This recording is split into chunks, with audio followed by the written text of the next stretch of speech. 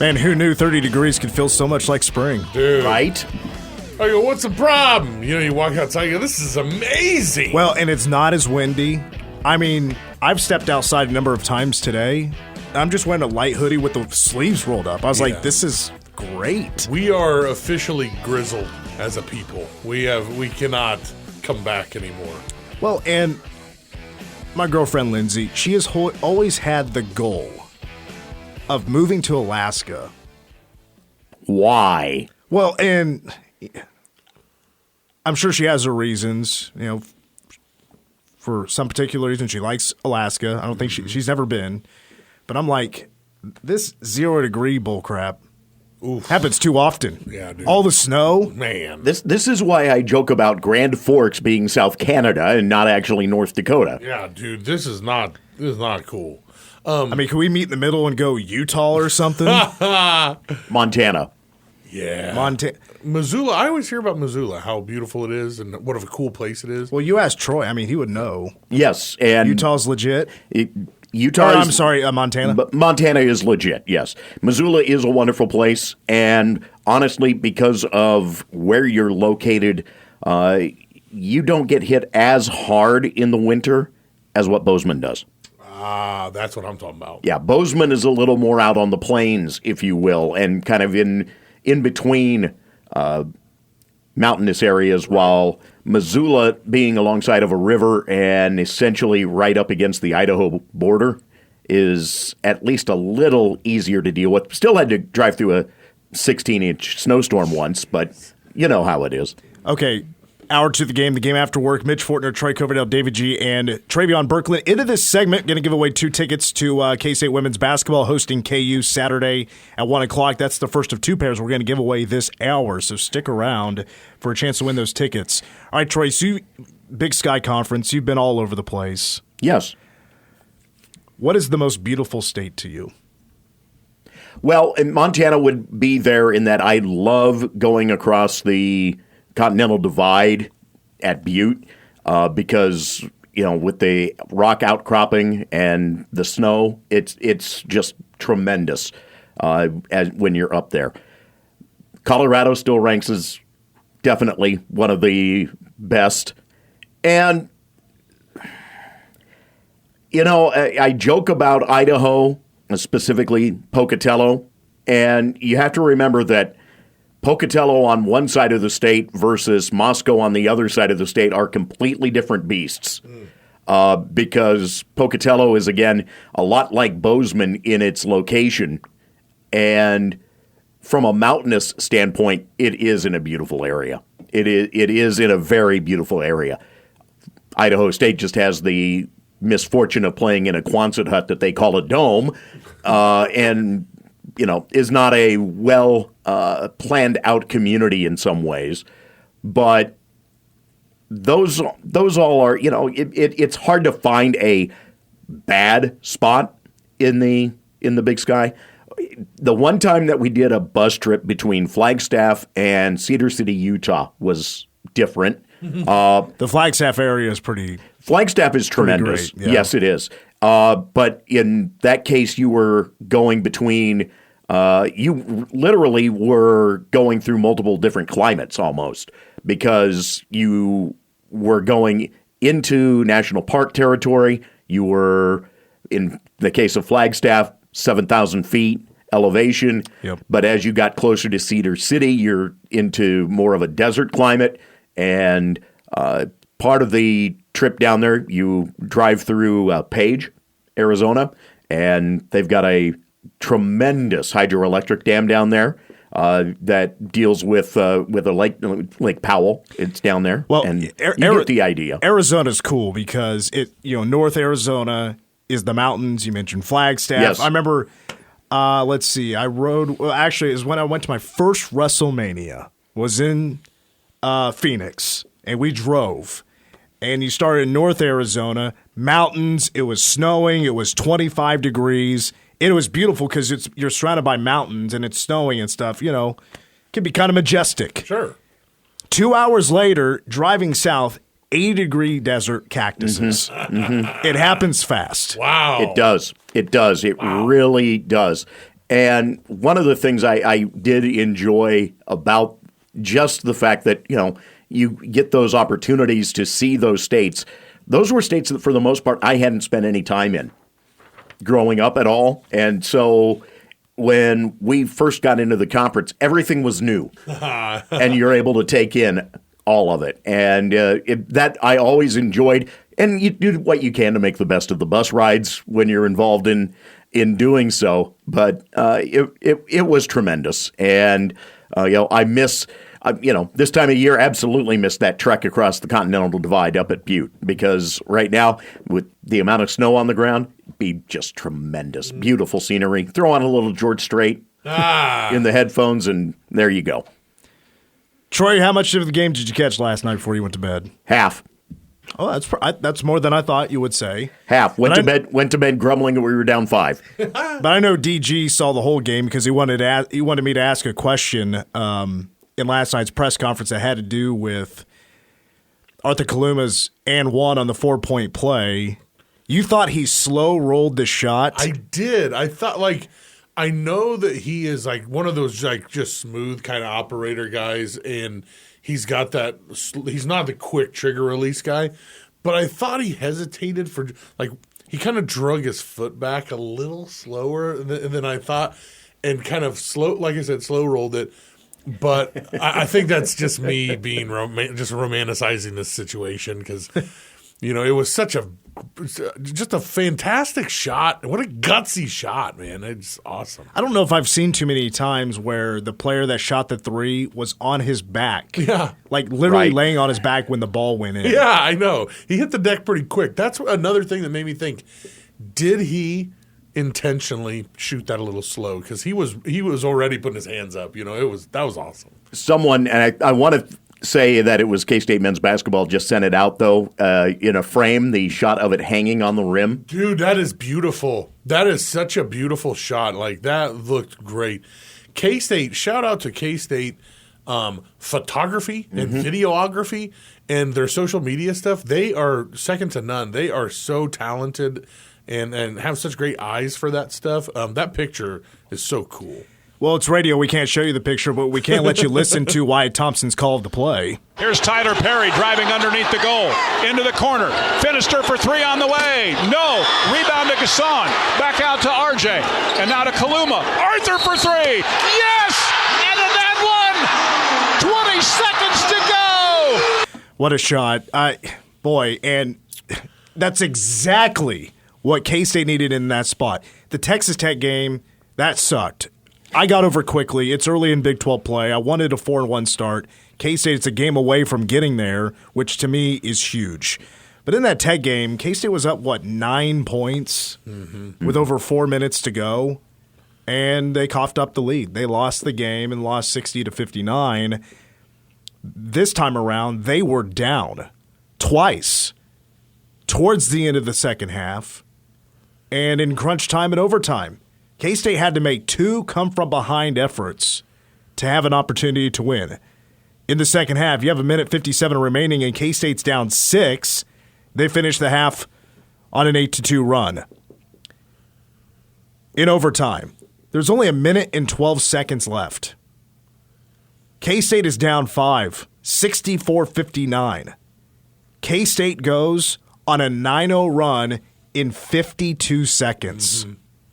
That, to me, is the crazy part about that. That run took 52 seconds.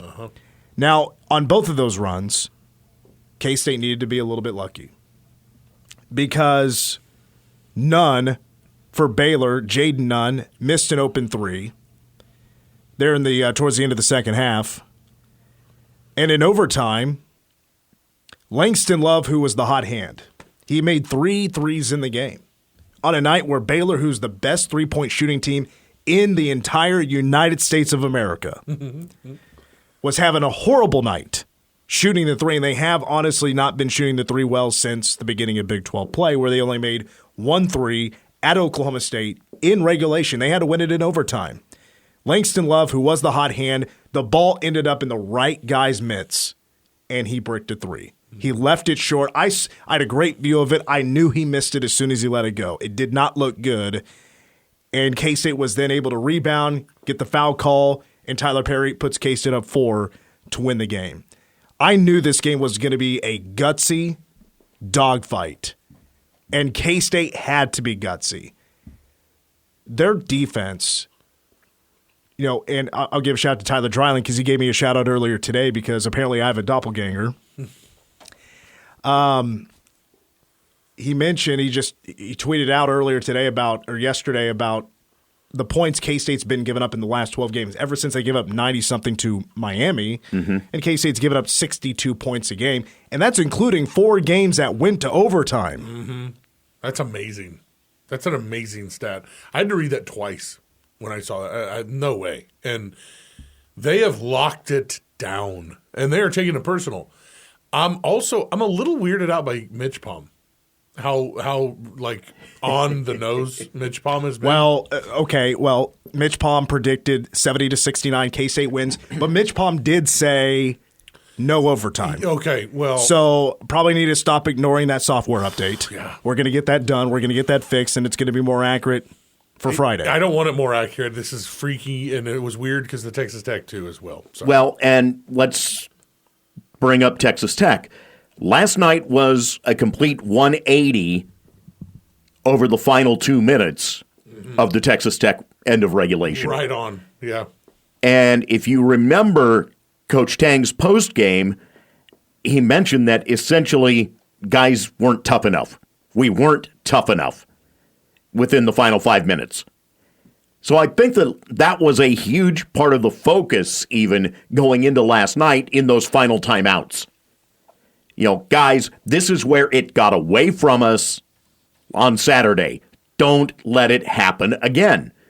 And K-State took advantage of the moment. I will also note this, though, as I think about the fact that K-State went on that run to close out regulation before opening up 9-0 in the overtime. This team can play some offense when they get going. There are stretches where they can be very good offensively. We just haven't seen them be able to do it extended lengths of time this year. It is so strange in that aspect. And that was a sloppy game. That was a defensive game. K-State turned it over. Well, but the thing is, K-State turned it over 17 times. How many times was that? Okay, Tang doesn't care so much about the offensive fouls, and I thought a couple of those were – there probably shouldn't have been a whistle, especially on Cam Carter's legal screen. But there were a number of times where Cam was, he just wasn't himself with handling the basketball. Spills the ball out of play. Just a silly pass. There were a number of unforced errors. Don't let K-State off the hook that easily. Right. Because there were a number of plays that they shouldn't have made, and the turnovers were way too high. Baylor, on the other hand, was horrendous from 3. And I was thinking earlier today, I got to put myself in a Baylor fan's shoes. And how would you feel about last night's game? I guarantee a Baylor fan would have called that one of the most, and I'll use the word pathetic performances that Baylor has had this season. I mean, first of all, it's their first loss in Big 12 play. They're the best three-point shooting team in the Big 12, and you finish 5 of 28 for 17.9%. That is a pretty tough one to swallow if you're Baylor. Plus, you're also thinking you're the 9th-ranked team in the country, and you're going into Manhattan against a team that's not even receiving votes. Right. So you're looking at that part of the picture. You probably don't respect K-State as much. K-State right now is certainly considered a bubble type of team. And Baylor fans are going to look back at that K-State loss and think, man, we should have had that one. We absolutely should have had that one. And I'm sure Baylor fans feel like they gave that one away. Baylor gave that one away, especially when, and here's a pretty big nugget for you, Baylor shot the ball 22 more times than K-State last night. Jeez. Baylor shot it 76 times. K-State shot it 54 times. But K-State was 8% better from the field. Also, here's another nugget for you, and I mentioned this in Mitch Palm. Because I saw the trend K-State Baylor was going in with their three-point shooting. They were getting worse, and it was turning drastically as soon as they started Big 12 play. And I got to give a hand to K-State's defense again. I thought they did a great job of trying to contest three-point shots, even though I thought Baylor did a better job of moving the ball around and even penetrating in the second half, despite missing the first 6 shots from three in the first 4 minutes of the second half. Baylor had 23 offensive rebounds, and I said in Mitch Palm, you have to rebound when they miss those threes because they're going to brick some. You have to rebound, and Baylor had 23 offensive rebounds. So K-State, they had to go overtime on defense quite a bit on possessions to try to keep Baylor away from second chance points. It was 18-9, and I think K-State did a great job of not allowing it to be worse than 18-9. So I really do take away defense from this game to try to contest Baylor's shots. They're one of the best scoring teams in the nation, and they only scored 64 points with an extra 5 minutes. Needed a little bit of luck, and sometimes that's just the way it goes. But I can't express how huge that win was last night. To get K-State back in the right direction, you have the Octagon of Doom on your side. Students were back, and it got loud. So you got to win those home games. Because this is going to be a tough road ahead, especially with your next 2 road games after Oklahoma State. You're going to Hilton Coliseum, and then you're off to Houston to play against one of the top teams. Well, I don't know I can't remember where they're ranked now. They lost 2 in a row. But what a win that was last night for K-State. Tyler Perry with 18 points. He was just 1 of 8 from 3, but 11 of 12 from three-point range. He was trying to put the team on his back. He was getting to the free throw line. K-State doesn't win that game unless he's getting to the free throw line. Simple as that. I know he missed that 1 free throw, but he redeemed himself at the end of overtime with putting the game away and putting K-State up 4. And Arthur Kaluma was 3 of 6 from 3, double-double with 12 points, 10 rebounds, and I'm pretty sure he had 5 rebounds alone in the first 4 minutes of the second half. Every time Baylor took a 3, and they were settling for shots, and that was great news if you're K-State.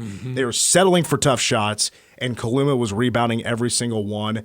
By the way, that offensive rebound from David Gasson was big. Huge. And we can't take away – we're going a little bit long here, but we cannot take away what Dorian Finister and Jerome Colbert did last night. Dorian Finister is a spark on both ends of the floor, and I really liked what he did in transition. He was a part of fast breaks, and he was very good. And the alley-oop triggered off Sandstorm. Yeah. And he put the ball in the hole. Jerome Colbert also, I think, last night was pretty big in rim protecting. Trying to grab rebounds, competing. He competed. He wasn't scared against Baylor's pretty athletic bigs. And by the way, Jerome Colbert is a fantastic shot blocker. Fantastic shot blocker. I was a little surprised at Will McNair in the overtime when Baylor had a shot to tie it or take the lead after the 4-point play.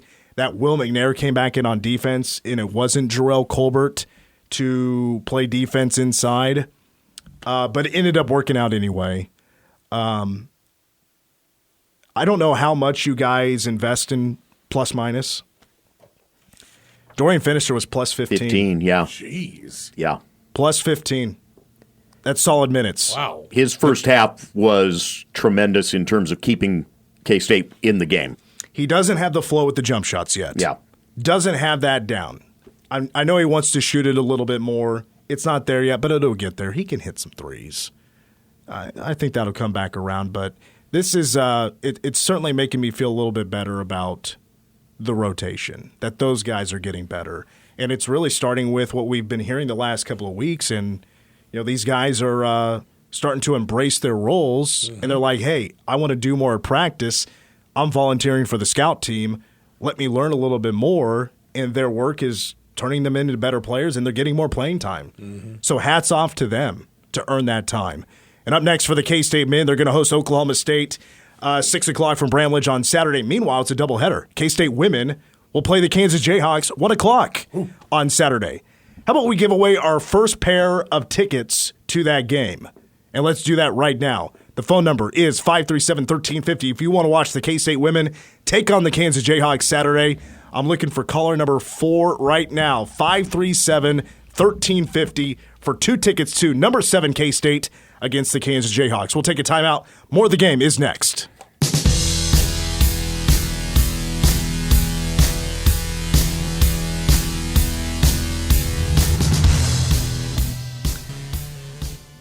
DG brought up an interesting thought during the break. We were talking about Tyler Perry's game last night, how clutch he was at the free throw line, but we were also like, man, what if he missed that second free throw? Oh, God. I would have felt so bad for him because, I mean, he was working his tail off to try to go make a play. There's no doubt in my mind he wants it, and he wants to be he wants to be the guy that people are like, that Tyler Perry, he's so good. But like when he missed that first free throw, it was like, oh God, oh no! But he sinks the second, and that's all we needed. We needed the second one to go, and got it. You know, I had a stat here somewhere. Let me try to find it real quick. So this is over the last 12 games. Tyler Perry is 52 of 57. Jeez, from the free throw line, 91.2%. I mean, pretty much automatic. Yeah. Right. That's bingo bango, you know? Yeah. That, if he would have missed both of them, oh my God. Well, of course, if he missed the second one, because it was, well, I guess that would have been second half. So not, because, I mean, too many suckers out there that thought, okay, Cats are down 5 with 1:12 to go. It was overtime, guys. Jerome Tang isn't going to lose. No. Now 10-0 in overtime. Hello. Jerome Crazy. Vertime, I saw somebody. Oh, man. That's a stretch. I know, it's so horrible that I liked it, you know. And then, of course, he's the king of overtime, dude. You're not going to lose. Come on, man. And it was nice to see the Cats learn from their mistakes so quickly. Like, you have to keep playing hard the whole game. It's cliche, but Baylor learned the hard way too. No one's gonna turn over and just die. You know what I mean? Like, not in this league. You have to keep coming until they blow the whistle and they say, "All right, boys, we're done." Right there. Look at the headline. Oh, we got the TV on FS1. Oh, is this okay? It's 5:33. Yeah, they're getting ready for Creighton and whomever tonight. Oh, big deal. So it's part of their pre-game show. Wisconsin, Penn where they're rushing the court. Going through the highlights of last night. That's a bad loss for Wisconsin. Awful Penn State loss is for not Wisconsin. good. No, they're not. That was a home win for Penn State. Let's see, Penn State now 3-4 in the conference, but I think they're like 7-12 or something like that. I don't know. Ouch. Kind of guessing there, but Wisconsin's top 25. Yeah, they're 11. Kind of reminds me of when Marcus Foster and K-State beat KU, and K-State was like maybe a 500 team.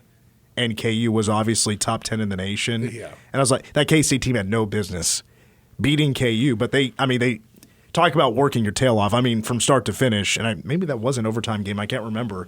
But they won. And it was the most, gutsy performance I think I've ever seen in a mismatch like that. The last Cats team to win in Lawrence is the biggest. What are these guys doing here in the record books? Cartier Martin and a bunch of guys Clint Stewart popping the jersey. Yeah, man.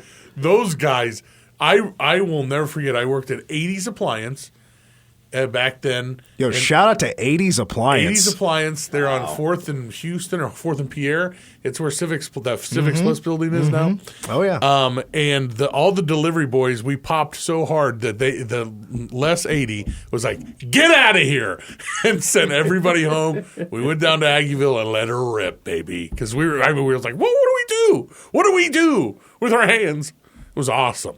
God, it was good. Meanwhile, TCU women's basketball has thrown a major wrench into my plans tonight. Grief. I am not sure what I'm going to do with this gallon of cheese dip because I was ready to watch this K-State women's basketball game as they travel to Fort Worth to take on the TCU Horned Frogs. That game is – makes so much guacamole. If you haven't heard yet, if you didn't hear Troy's update that just took place, TCU had to cancel the game. Not just that game, but they were also supposed to play number 24 Iowa State. And that game has also been canceled because this is according to TCU. They didn't say it at first. I don't know if there was a second, or maybe it was just reported on before an actual press release. I'm not sure exactly the timeline, but basically what's going on is TCU says they're just way too banged up. They cannot put a team on the floor. They're not comfortable with putting a team on the floor. So they're going to go ahead and cancel the next 2 games. I know in their last game they played, they had 10 players play. So I'm wondering, okay, first of all, how many players got banged up in the last 2 days? Who's all hurt? And can we not play with 6? You might want to rethink holding practice by having the managers utilizing the football blocking pads. None of that. Yeah, you may want to put that aside for your drills. Apparently, some of the football players doubling as managers are problematic, I guess. Didn't work. Oh, I'm really happy though that they made this announcement before we spent the money to get the gals down there. And they didn't. Hotel rooms and great. meals. Thank you, TCU. I'm sure. Well, I'm sure it's not expensive to do all of that. And on top of that, I've seen the heat on social media where there were people upset, like especially the K-State fans that were going to go. They're upset that TCU will not refund the tickets. They're just like, hey, here's credit towards another ticket, a future game. And I've heard of that before. I think actually the Royals have done that. A few times. Well, that's basically rain delay policy. Yeah, rain delay thing, right? And I don't know if K-State's ever done that. Like, I wouldn't like follow for a the baseball Royals. game. Like if a game just happens to get canceled, sorry guys, we're gonna have to cancel this. But hey, here's credit towards a future ticket. Honestly, like that is a common thing in college athletics. I'm not exactly all been out of shape about that. I feel bad for the K-State fans that were going to go, and I don't know. You're unfortunately going to burn $5 or $10. I don't know how much it costs, but that's a guess. It is. And okay, totally off subject, but I read about this today. Did you hear Amazon Prime bought brakes. Stop. We got more show coming up. Cut my mic. We got more show coming up. Oh, dude. Okay, listen. That's actually not a bad tease. We had to cut them off. Like, wait, stop. Shut the station off. Okay, I'm sorry. I didn't look at the. It's not on the thing. It's not on the notes. It was a late ad. Okay, so we'll I'm get super excited about this, but let's talk about TCU and how much I hate them. They stink for what they did. No, I feel bad. I take back what I said earlier about how they were. It's an amateur hour kind of situation going on over there, and what the heck are they doing? And they were frauds in football, and now they're doing this. That sucks for them. I hate that for them. I think they're down 3 starters. Yeah. I know 2 for sure. I've heard about another one, but I don't have confirmation on that, so I'll hold off on that. But it's just what I heard. So Sedona Prince, who we brought up yesterday, who averages 21 points, 11 rebounds, is really good. She's 6'7", I think. Jeez. And she has been sitting out for a while. She dislocated her finger, and she's still not good yet. Wow. And then Jaden Owens, who averages 8 points a game, is a guard. And she just obliterated her knee in the last game. So they're down at least 2 starters.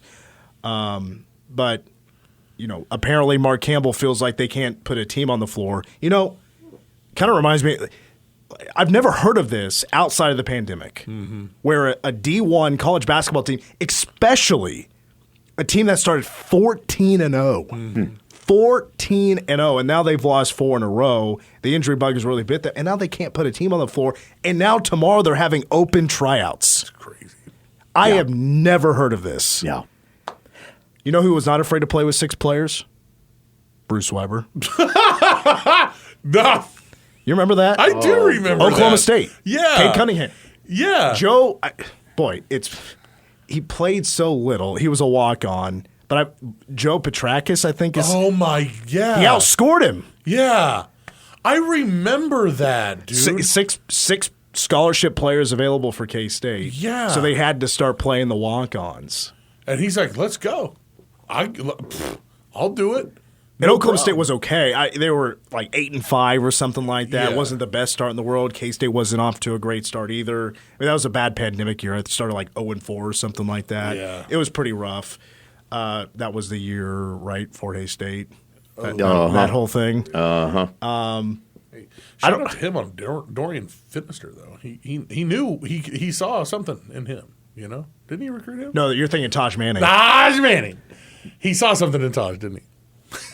Shout out to him. But, man, what an opportunity for some rec players for TCU to get a spot on the roster. Earn that Scully. They always knew that they could make the team, and here it is. Put up or shut up time. Go out for open tryouts, get the knee brace on, let it rip. But here's the deal. If this game would have been played,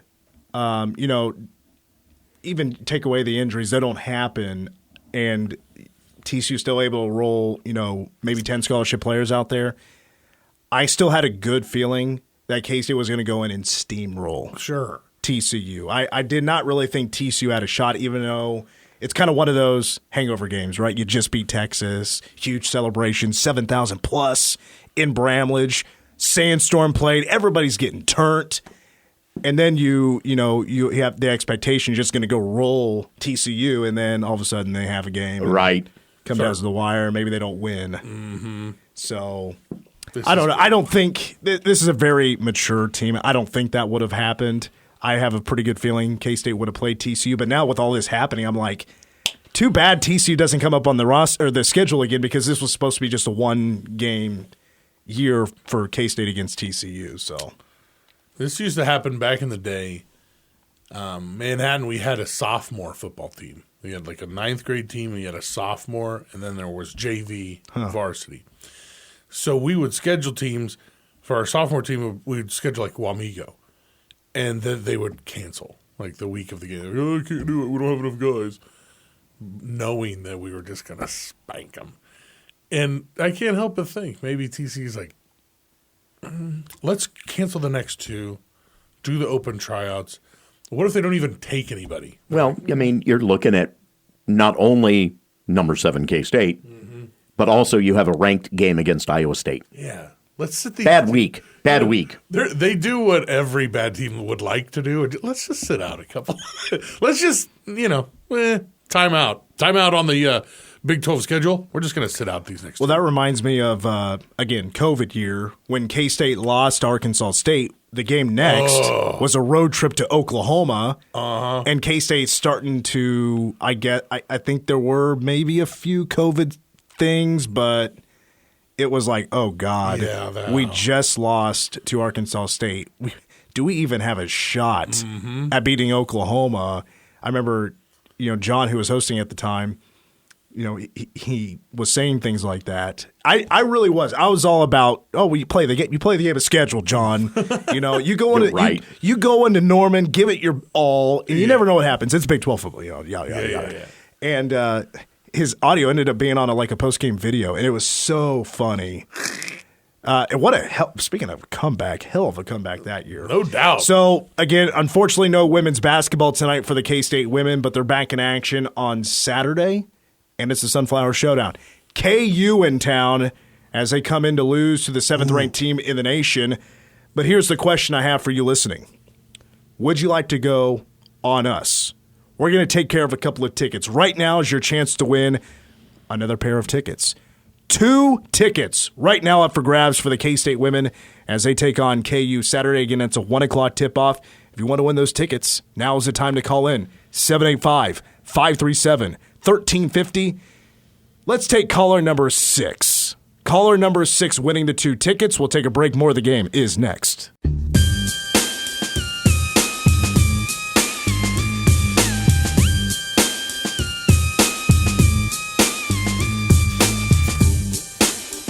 All right, we have our 2 winners of the K-State women's basketball tickets to take on the Kansas Jayhawks Saturday. Congratulations to Roland and Dennis. They're both from Manhattan. They both won 2 tickets to Saturday's game. And actually, we have more tickets to give away. Not on today's show. I know Troy's going to have some tickets to give away on tomorrow's K-Man Morning Show. It might squeeze in a winner or 2 for tomorrow's show as well here on the game. And why don't you know? 8:30 a.m. on 101.5 K-Rock and the K-Rock Morning Show with yours truly. I've got 2 tickets to give away. To Paradise? 2 tickets to Paradise. Yeah. Are you going to give away your parking pass, by the way?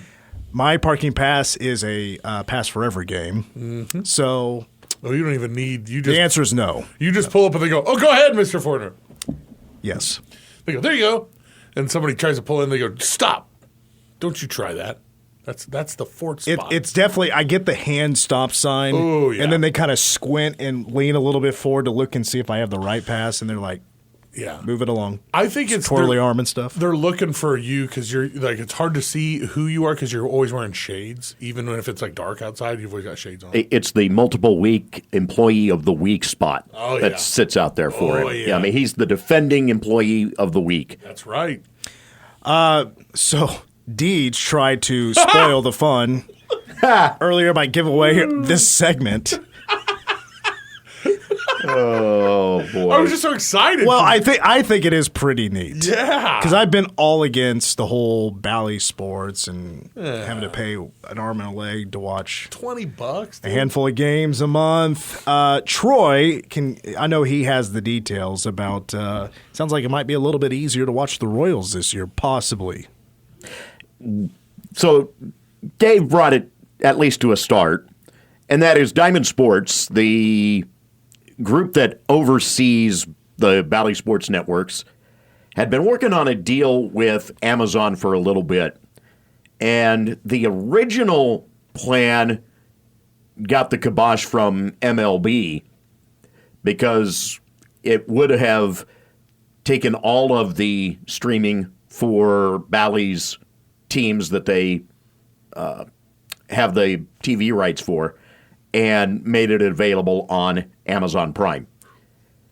Now that deal got scaled back, but Amazon went ahead and bought in as the minority partner, and it's the teams that they have the rights for streaming to. Well, gee, what do you know? The Royals are one of those teams that they have the streaming rights to because you are able to watch them on the Bally app. So, what it means is that this coming season, instead of having to load up the Bally app, if you're an Amazon Prime subscriber, you would get into their area for Prime channels.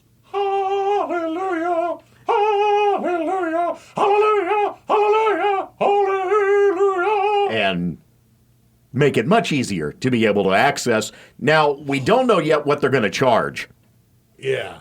That whether it will go to that $20 a month, but it probably won't, given that it's going to be backboned by Amazon Prime at this point.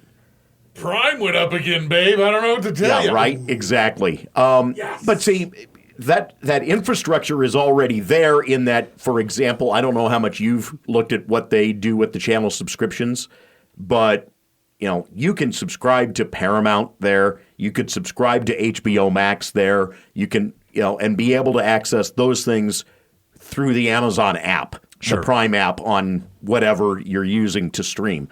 And so, again, the fact that it is that backbone instead of an entirely separate Bally app is going to be tremendous right there alone. So just having an Amazon Prime account doesn't necessarily mean you have to pay a little bit extra? It is an add-on. God. It is an add-on. As long as it's not 25 or 20 Well, bucks. you mentioned hey, babe, the Amazon. The thing is, if it is a few extra bucks, I think we can shrug our shoulders at it and say, hey, look at all these games we get now for a few extra bucks a month. Do it. But it makes a lot of sense. They already do a channels package with MLB. They already do the League Pass for NBA through there if you want to access it through the Amazon. A big reason for that is the prevalence of their Fire TVs and the Fire streaming sticks and those types of things. They've elected to try and turn themselves into not just the platform, but they want you to be the one stop to be able to watch all of those things, much like if you were utilizing a cable box. And so it changes up the game a little bit in that, it makes it a heck of a lot easier to get to a Royals game. They've done select Yankees games through Yes in the past, and specifically have to be in the marketplace for it. And it's apparently gone well enough that they feel that they can do this with confidence. I love it. Me too. Opportunity to save a bunch of money. We hope This baseball season. We hope. If it's a ton of money, I'm gonna be so disappointed, man. If it's a ton, but it's still it's an extra $15 a month or something ridiculous. Come on, Amazon, do the right thing here, and tell me it's $2.99. If it was per team, you could be like, hey, You get the Royals and the Thunder and the whoever you wanted, $2.99 each team, I would do it. But if you're going to ask me to do $20 for the Royals, man, come on, dude. All right, we got to take a last break of the show. When we come back, a real quick break. Ask Us Anything. We'll wrap it up after these words. Those tickets Troy mentioned, we gave away our 2 pair for the show, but more coming up on tomorrow K-Man Morning Show with Troy Coverdale and Brandon Peoples. That's, BP. Hey, today's Ben Franklin Day, and so I want to know for today, Ask Us Anything, would you rather have to cosplay as Ben Franklin, like dress up, talk like him, break no character from sundown Friday night to sundown Sunday every weekend, or go back in time with a cell phone and try to explain like technology to the people in 1700s? Okay, this is an easy one for me. When I think of the cosplay, I think of that Office episode. Oh, yeah. Ben Franklin's hitting on Pam. You know, I was a Renaissance man. Great episode. Yes. I've no interest in cosplaying as anybody for a weekend. I know, the whole weekend, every weekend. Not even someone on the wrestling slate. No. I've never been one to be like, go to a mania, you dress up as a wrestler. Although it is cool to see other people do it because they go all out and it looks actually pretty solid. No, thank you. Let's try going back to the 1700s and see what it's all about. Until they put you like burn you at the stake. Oh, and she's gonna. Yeah. Look at what he's got in his hand. Actually, I want to go tell the founding fathers, you'll never believe how word for word we take this thing.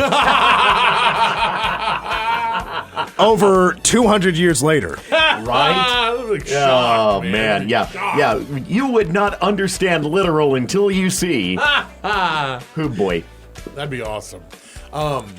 Would you rather have to stand in and play heavy minutes for TCU's women tonight against K-State's women's team, or stand outside with the freezing cold for 25 minutes? Oh, heck. Play minutes with the TCU women. Nope. Yeah, I'm get done. Demolished. I know. Yes, Yeah. but it's better than standing outside in this temperature.